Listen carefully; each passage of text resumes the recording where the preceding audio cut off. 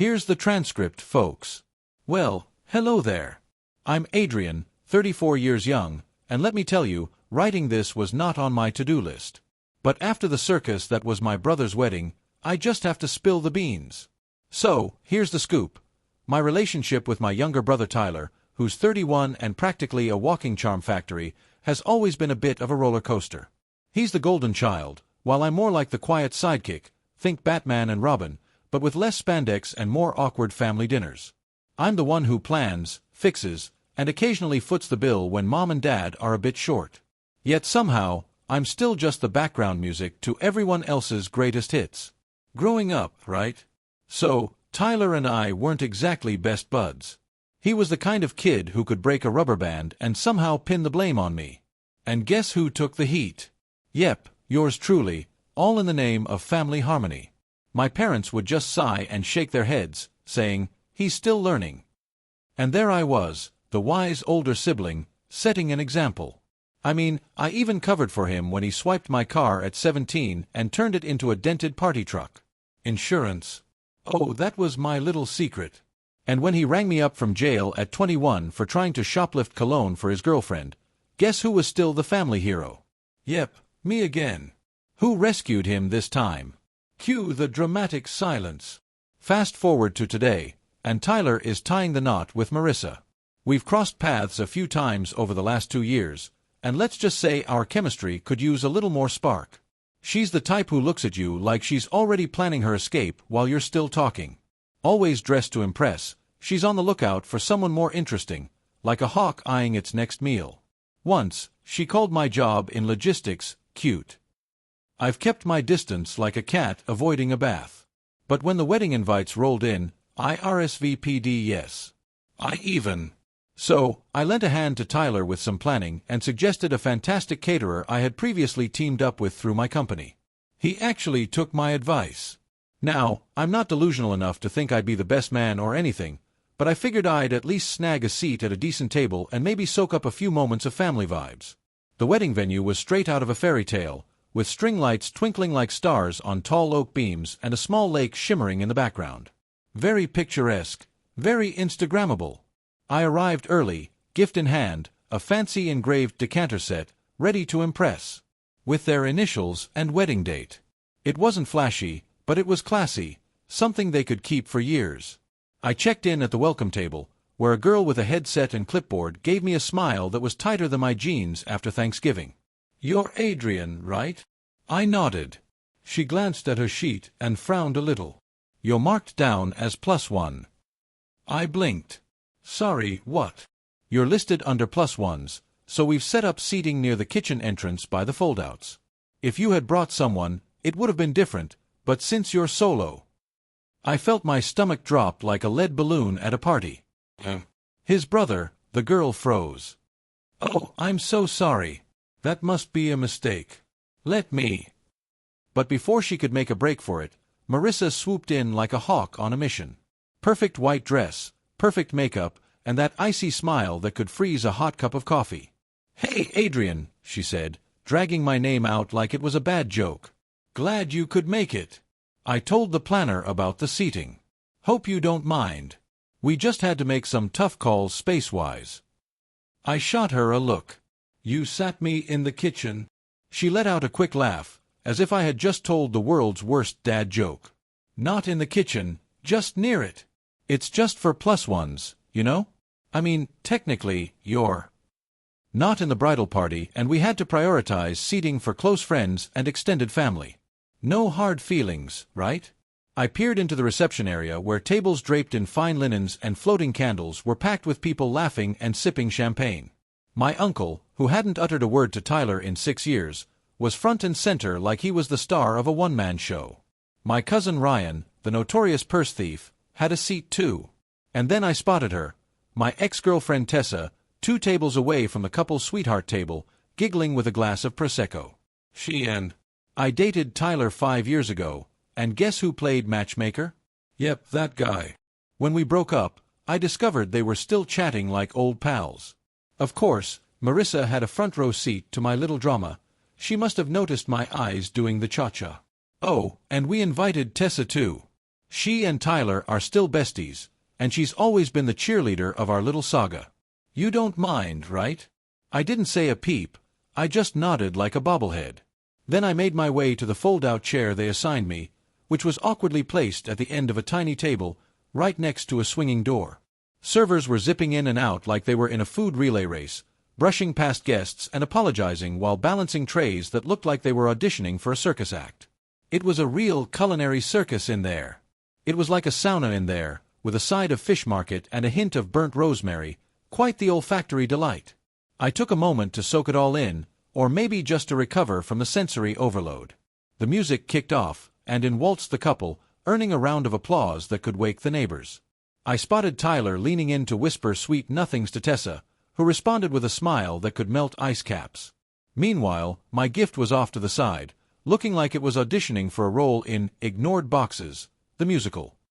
So, I decided to make my grand exit, snatching up the decanter box like it was a trophy.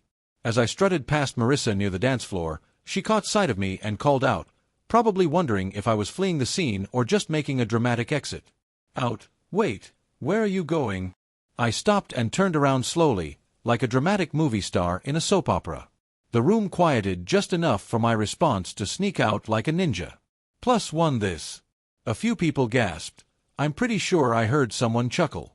But hey, I was on a mission, gift in hand, strutting toward the doors like I was on a catwalk. I wasn't storming out. I was gliding, calm and deliberate. That's what really sent them into a tizzy, I think. As I reached the parking lot, I heard footsteps behind me. Tyler, jogging after me like he was in a buddy cop film, Tuck's jacket flapping behind him, mouth moving but unsure of what to say. Adrian, wait. Dude, what was that? Why? Are you really leaving? Come on, it's my wedding. I turned to face him, hands on my hips like a cartoon character. You let her sit me by the kitchen? He hesitated, looking like a deer caught in headlights. It wasn't my fault. I didn't realize. She did the chart. I just thought, look, it's not a big deal, right? I shook my head, channeling my inner drama queen. Not a big deal. You gave Tessa a better seat than your own brother. He looked uncomfortable, scratching the back of his neck like it was a magic trick gone wrong. We're not trying to exclude you, man. It's just that Marissa wanted certain people up front. She didn't want tension. Tension? I repeated, raising an eyebrow. You mean me just existing in the same room as your ex-friend who dated? Your brother, he didn't answer. That silence was like a dramatic pause in a bad sitcom, and in that moment, something in me either broke or did a little happy dance. I didn't yell, I didn't throw the gift like a ninja star, and I certainly didn't unleash my inner villain with cruel words. Nope, I simply turned around, unlocked my car, and hopped in like I was escaping a reality show elimination. As I pulled away, I caught a glimpse of him standing there in the gravel, half waving, half looking like he just found out his favorite show was cancelled, totally unsure whether to be angry or embarrassed. And believe it or not, that was just the opening act of the real drama. I didn't head home right away. Instead, I drove around aimlessly for a bit, windows down, letting the cool air work its magic and keep me from turning into a human pressure cooker. More than anything else, I found myself at this serene overlook on the town's edge, the kind of place where the city lights twinkle like fireflies having a disco party on black velvet. I parked, sat in silence, and let it all marinate. Not just the wedding years of it, the favoritism, the manipulation, and the way I'd been treated like a background actor in a blockbuster starring everyone but me. And in that hush, I had an epiphany. I wasn't going to be quiet anymore. No more gulping down the disrespect. Oh, just a little sprinkle of it to keep the peace. I decided to play hard to get with Tyler's texts that night, didn't respond to a single one. Not even the sweet little message from Marissa that said, "Hey, sorry about the mix-up yesterday. Hope you're not still upset. Let's move on." Nope, I left her hanging like a piñata at a kid's party. But guess what? I did open my laptop. You see, I'm not just a logistics wizard and event coordination guru. I juggle crisis management, vendor relations, and back-end tracking for major events like a circus performer with too many flaming torches. One of my recent clients, the catering company Tyler used for the wedding, the one that might need a little extra seasoning after this fiasco. I called up Nancy, the catering manager, who I'd helped out before. She was as sweet as a cupcake and had already showered me with thanks after the wedding. So, I decided to drop the truth bomb. I felt like a forgotten plus one at a party nobody wanted me at, and I was seriously considering whether I could keep recommending her services. There was a moment of silence that felt like an awkward pause in a sitcom, and then she hit me with a line that stuck. We had to rush everything that day. They underpaid the deposit and then changed half the guest list 3 days before the big day. Honestly, if you hadn't swooped in like a superhero with your logistics cape, we might still be stuck in a planning black hole. I'm really sorry about how you were treated. That was just the cherry on top of a very questionable cake. But hey, that little tidbit of info was like finding a treasure map. Vulnerabilities, receipts, contracts, and leverage galore. I didn't go full-on nuclear right away. That's just not my style. I'm more of a slow burn kind of guy. So, I started with a gentle nudge. First, I canceled the custom order for their wedding gift. It wasn't just the decorative piece I had given them. I had also arranged for a matching crystal glassware set that was meant to dazzle. Oh, the drama! So, the package was set to arrive at their apartment the next week, and instead of just canceling it, I thought, why not redirect it to myself? I mean, who wouldn't want to sip scotch in style with those fancy glasses? Then, I made a sneaky little call to the wedding photographer, who happens to be a friend of mine. She had captured some jaw-dropping shots at the wedding and usually gave out sweet deals for referrals. I casually mentioned that if she offered that same rate to Tyler and Marissa, I'd have to stop sending her business. She got the hint right away. I was snipping those threads like a stealthy tailor. But oh, the big moment was just around the corner. About a week later, I received an email from Tyler. The subject line simply read, "Need help." Classic Tyler move. Apparently, he and Marissa were scheming a honeymoon extension. They'd been blessed with a 3-week trip to Bali from Marissa's rich uncle, but of course, they hit a snag with their passports. Now they were in a frenzy trying to juggle last-minute express renewals, international flight rebooking, and villa transfers. Tyler's plea: "You're the only one I trust to fix this stuff. You're good at this kind of thing. Please." Ah, the joys of being the go-to problem solver. Man, no apologies, no mention of the wedding fiasco. Just a plea for help. I stared at the screen like it was about to reveal the secrets of the universe. Finally, I opened a draft and typed, "Hey Tyler, I'd love to help." But alas, this +1 is officially out of the booking game. Good luck with that. Then I left it unsent, not because I had a change of heart, but because I had a light bulb moment. Why say anything when I could just forward the email to my old pal Angela? She's the queen of urgent travel logistics for the high-profile crowd. I didn't ask her to help, I just asked her to blacklist them. It was petty, I'll admit that, but it felt like a delicious slice of revenge pie.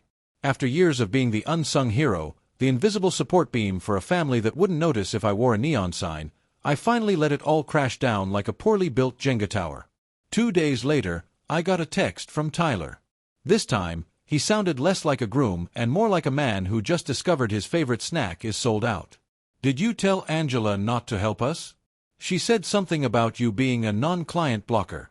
What's wrong, man? We're stranded in Singapore. Flights got cancelled. The villa won't refund us. Marissa's flipping out. What's your—" So there I was, out to dinner with a friend, when Marissa's name flashed on my screen like a neon sign.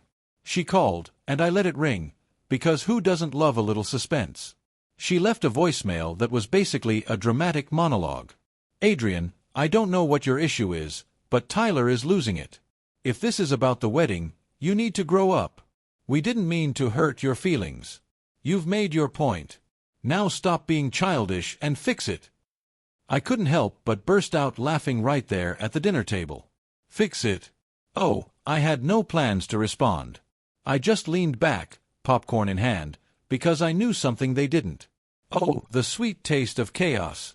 Real fallout hadn't even started, yet remember that catering invoice I mentioned, the one where they underpaid? Well, turns out that a breach of contract clause kicks in when a client provides inaccurate guest counts, changes dietary requests after the deadline, and fails to remit full payment within 14 days. That clause comes with a 25% penalty, and Nancy, she was tired of chasing them down, so she filed a formal complaint, with the venue triggering a chain reaction of fees. The bartender also underpaid did the same, and suddenly Tyler and Marissa weren't just dealing with a honeymoon gone wrong.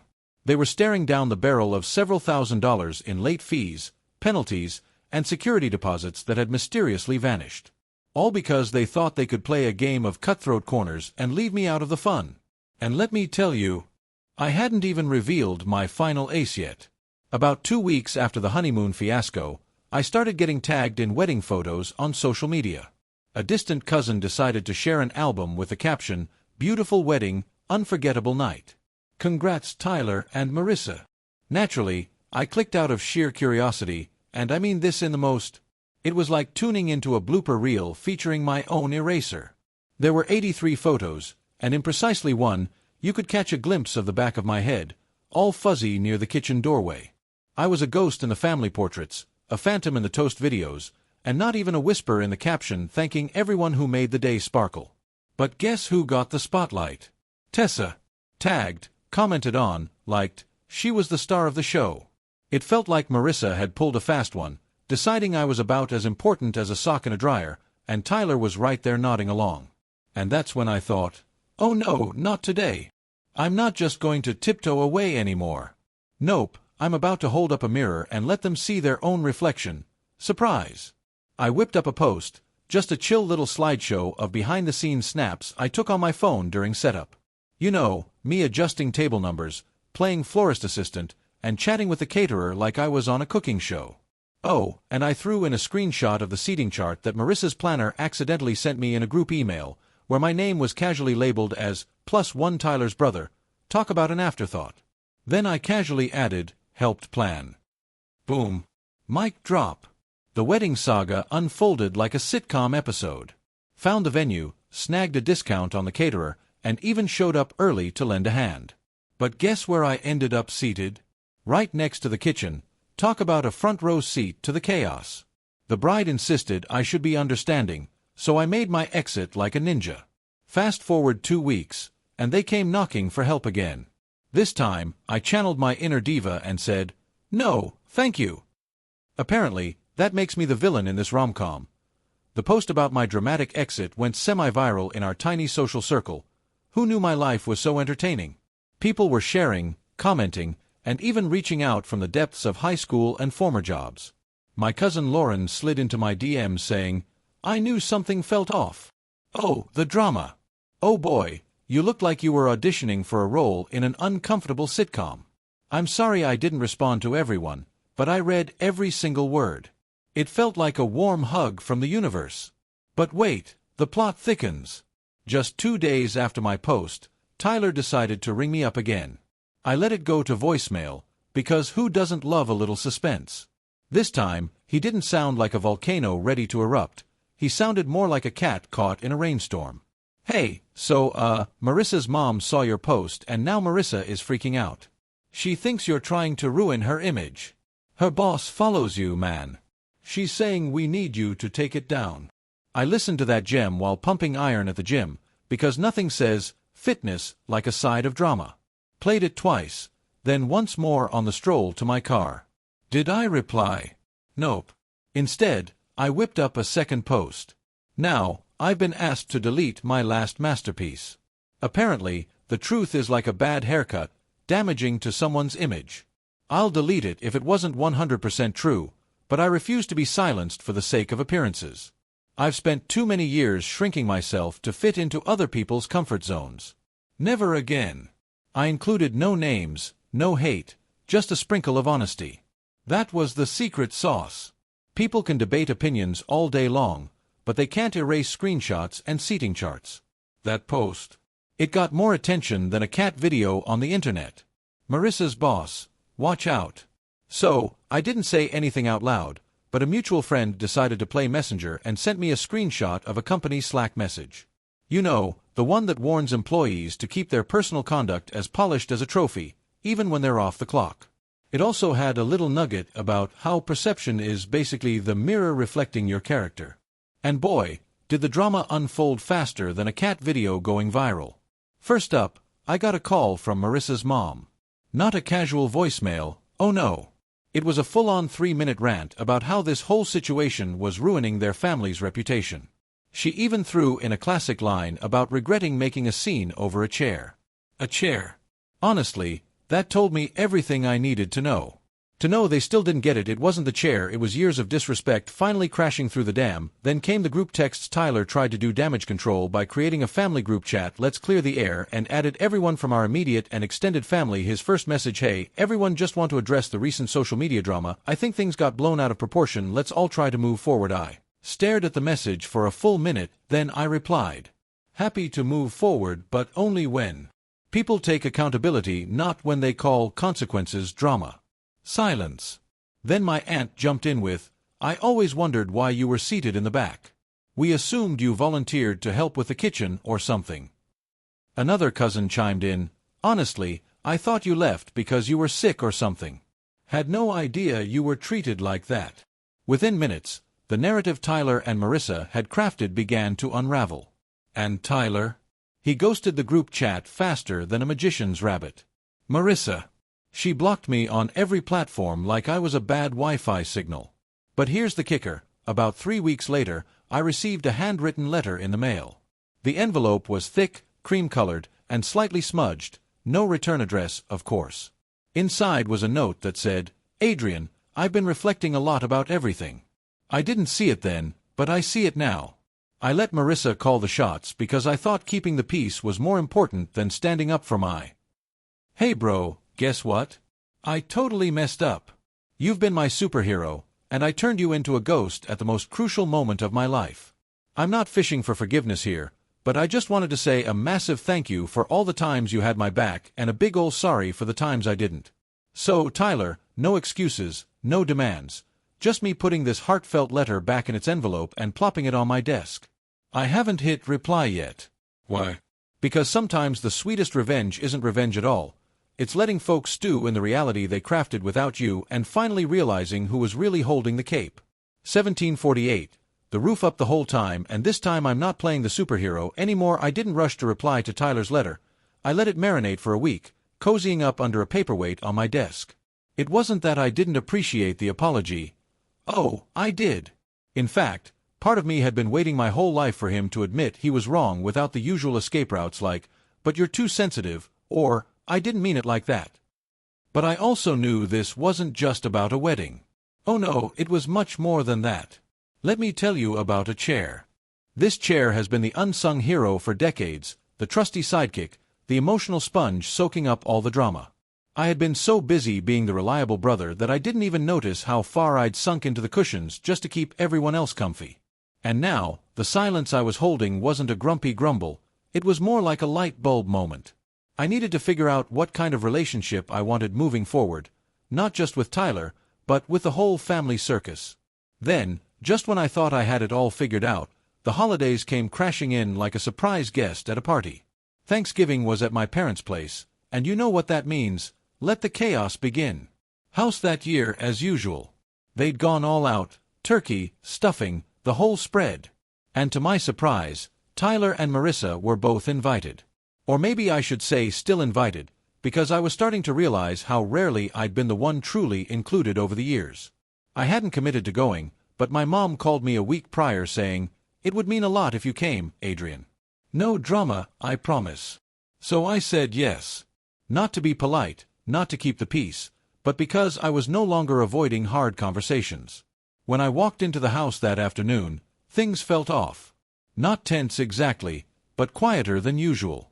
Cousins gave me nods of acknowledgement, my aunt offered an awkward smile, and Tyler was in the living room helping set up chairs. When he saw me, he froze, then gave a stiff wave. Marissa wasn't there. My mother whispered later that she had other plans this year, which, let's be honest, probably translated to she couldn't face the family circus. People who saw through her.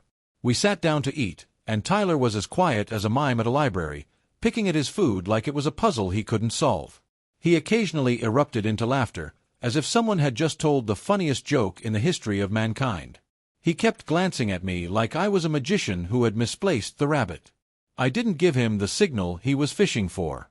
After dessert, while people were milling about like confused bees and football played softly in the background, Tyler approached me in the kitchen. We were alone. Thanks for coming, he said quietly, like he was confessing a secret. I nodded. Thanks for the letter. He looked like he just found a hidden stash of snacks, relieved and a bit too eager. I meant what I said. I was a fool, like a kid who thought they could eat all the candy and not get a tummy ache. I let things spiral out of control. You did, I replied, not one to sprinkle sugar on the truth. He needed to hear it, like a kid needs to hear that broccoli is good for them. He winced but didn't argue, probably because he knew I was right. I thought maybe we could get back to normal, whatever that means. I stared at him, eyebrows raised. What does that even mean, Tyler? Because for me, normal was being your backup, like the spare tire in your trunk. It was being the guy you called when you needed a bailout, but not when you got promoted. It was being seated behind the kitchen like I was an afterthought at your wedding. He sighed, probably wishing he had a magic wand to fix things. Oh, I get it now. And let me tell you, I'm not interested in that circus anymore. You can wish all you want, but I'm not just tossing out second chances like they're Halloween candy. You can't just disrespect someone for years and think a single sorry is your golden ticket to redemption. He looked down, nodding like he was trying to understand a complicated math problem. So, what's the game plan? I crossed my arms, channeling my inner coach. You need to show up like it's your job, stop making everything a one-man show, take responsibility without me having to send a memo, and for the love of all that's good, quit expecting me to be your personal handyman every time your life goes haywire. He nodded again, but this time it was slower, like he was processing a really tough riddle. Okay, I can do that. That I shrugged. We'll see. He didn't press the issue further. No awkward hugs or cringe-worthy jokes to lighten the mood. For once, he let the heavy cloud of his blunders float above us without attempting to do the cha-cha around it. Progress. Over the next few months, something wild happened. Tyler actually put in some effort. He kicked things off with small texts that didn't come with a side of demands. Hey, how's work? Just thinking of you. Not exactly Shakespeare, but hey, consistency counts. Then one Saturday, he showed up at my place with coffee and a bag of, well, suspense. What could it be? A mystery that rivals the best detective novels. Quiescence. No reason, he said, holding up the bag like it was the Holy Grail. Just wanted to hang out. We watched a game together and talked about work. Thrilling, I know. He didn't bring up the wedding once, which was a relief because I wasn't ready for a game of, let's pretend everything's fine. He didn't ask for help with any disasters, just existed with me like a brother who forgot to bring snacks. It wasn't exactly a fairy tale reconciliation. Trust doesn't just pop up like a surprise party. But something had shifted, and little by little, I allowed myself to meet him halfway, probably because I was tired of standing in the middle of the road. Marissa, on the other hand, never reached out. I heard through the grapevine that she wasn't thrilled with how things had unraveled. Apparently, she lost a few social connections after the wedding. Guess that's what happens when you throw a party and forget to invite half the guests. The fallout was like a soap opera episode among our mutual friends who witnessed her treatment of me. She had a reputation now, not the kind you hand out like candy, but the kind you earn with a side of drama. By spring, Tyler and Marissa decided to take a little me time, not officially separated, just doing some relationship spring cleaning. I wasn't shocked. From what I gathered, things had been as tense as a balloon at a porcupine party since Bali. My refusal to be their doormat apparently forced them to confront some serious cracks in their love shack. Over lunch one day, Tyler casually dropped, "I think I got so caught up in impressing everyone that I forgot how to just be real." She loved the version of me that fit her Instagram feed, not the guy eating cold pizza in a hoodie at midnight. I just nodded. It wasn't my place to weigh in, but I was glad he was seeing it now that summer. Tyler invited me to his small backyard cookout for his birthday. No tuxedos, no centerpieces, no seating charts, just friends, burgers, and a cooler of cheap drinks. He handed me the tongs and said, "You're on grill duty." Tradition, right? It wasn't a grand gesture, but it felt like something real, and when the night wound down he raised his bottle and said to Adrian, for showing me what a brother should be even when I didn't deserve it. I didn't make a speech, I just clinked bottles with him and said, "Took you long enough." Everyone laughed. The moment passed, but in that laughter something settled. Forgiveness isn't about pretending the past didn't happen, it's about choosing who's worth giving the future to. I still keep the wedding decanter in my cabinet. It's not a painful reminder anymore, it's just glass, beautiful, solid, and finally being used the way it was meant to be.